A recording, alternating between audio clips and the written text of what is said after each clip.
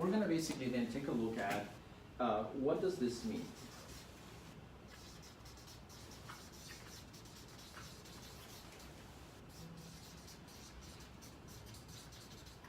And here's the biggest word.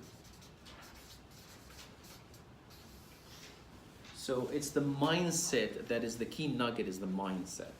Because it just gives us a different view on our role.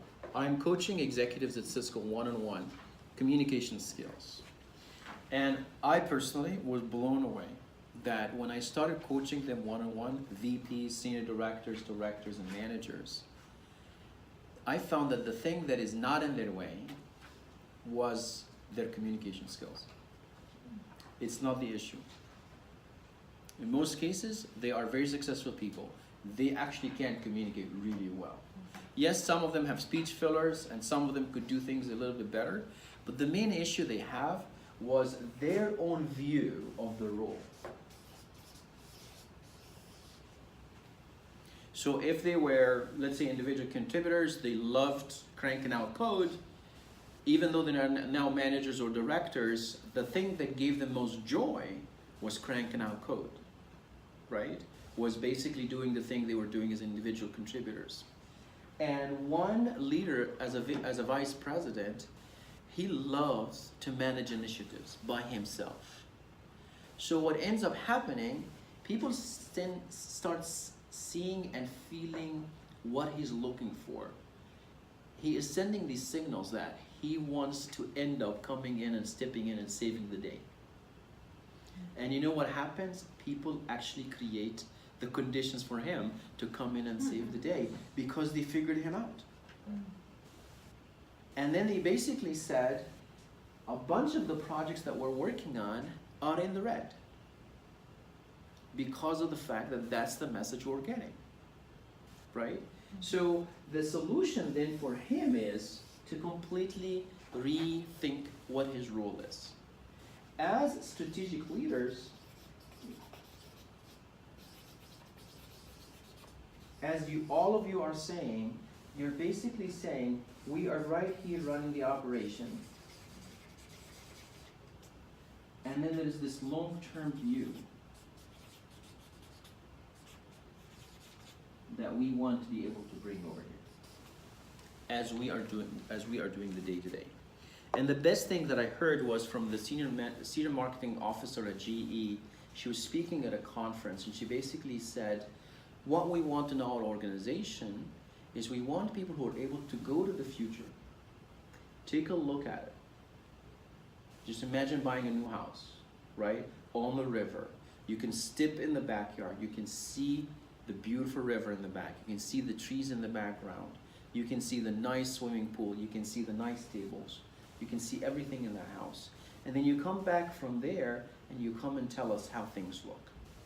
And you get us excited about that future. So she basically said we want people who can go into the future and come back and tell us about it. A strategic leader would be that person who on a constant basis tells them, here's what it looks like when we're all done with what we're working on. When we achieve that vision, here's what the world will look like. Now the issue is we cannot do this once. That's the difficult part. The difficult part is coming into each meeting and reminding everyone of the roadmap and be as excited about it as you did the very first time you talked about it. You basically are almost like a prophet. You have to preach that vision and you keep reiterating it. There's a nice video on YouTube by Steve Jobs where he really talks about this whole idea of reiterating that vision. You have to continually remind everyone because most of us think, I'm going to go in, I'm going to tell them about what that vision of the future looks like, I'm going to be done. Human reality says you're going to have to say this like 1,000,000 times. And every time as you're saying it, you're going to have to embody the same excitement that you talked about it the very first time you did. So as we think about this, we have to then come back and say, our role then is to be able to have a very strategic view, and that can only happen if we basically think ourselves very much as someone that we are going to hire as a consultant, as a management consultant. And the management consultant typically will be very versed in my industry. You know what that means? They will understand what's the competition like, what's happening in the industry, what are the key trends, and they will be able, when they meet with me, to give me some valuable pieces of information about what that big picture looks like, what others are doing, what's happening to my industry, what are the things that I should be worried about now, and the things that I should be worried about 2 to 3 years out from now. Make sense? So that will be very critical. They also need to understand my business really well. What's happening now, where we're going 2 to 3 years out, 5 years out. They need to understand my business. Even when you're doing some sourcing, you say, you know what, I don't like this vendor. They did not really come across as they understood our business. Make sense? And then the third piece is they also need to be able to understand what's going to work here and what's not going to work here. And it's not that we're saying we have to do only the things that are going to work here, but we need to also understand that there is a big aspect and science to it called change leadership. And here's a big piece of news. Strategic leaders are change leaders.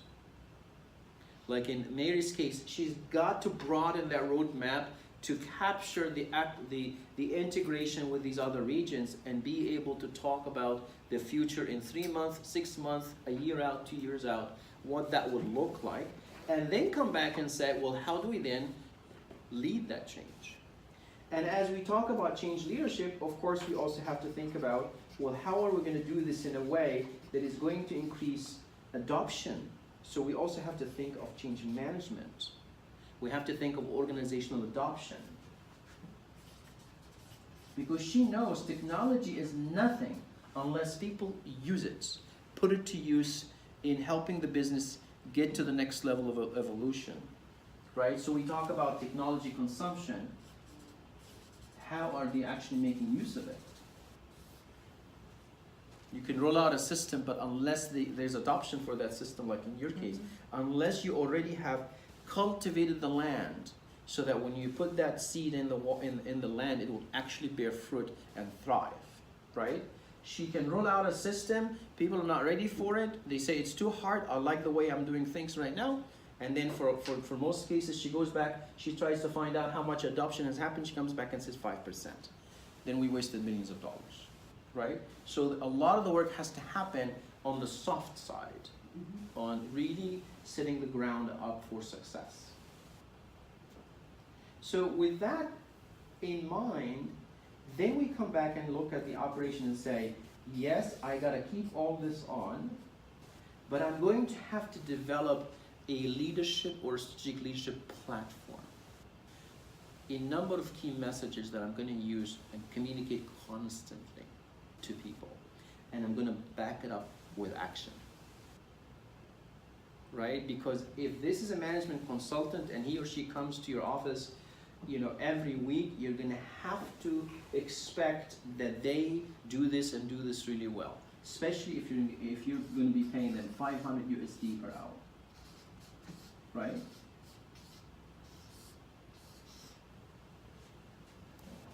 Make sense? Yeah. Make sense? So essentially, you know, what all of this says to us is that we have to up-level our own view of ourselves.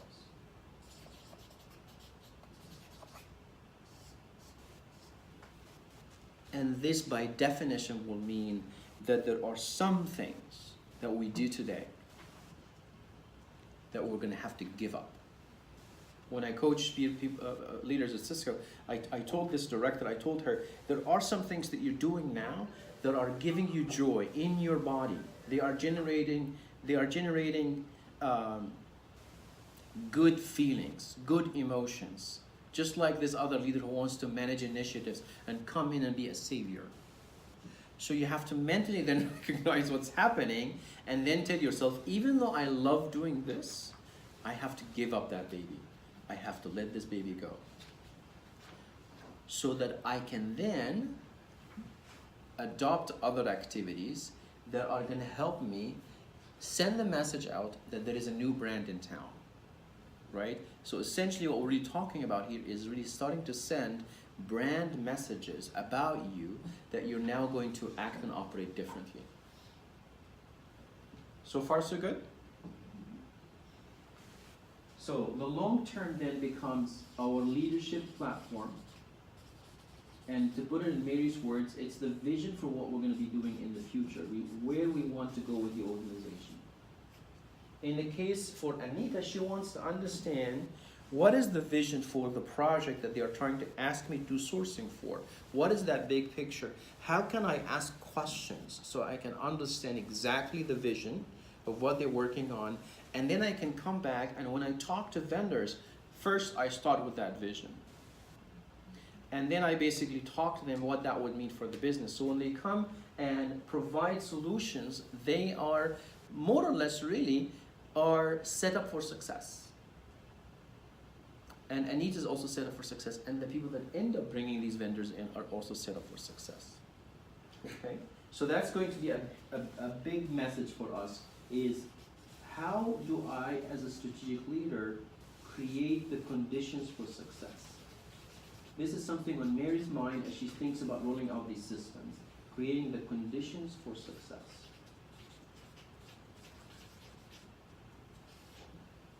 So what we want to do now is we want to pause, and we want to use this flip chart and use this flip chart. I know we have 3 and 2 perhaps. And what you want to do is you want to have a line in the middle of that chart where the very first thing we're going to do is we're basically going to then say,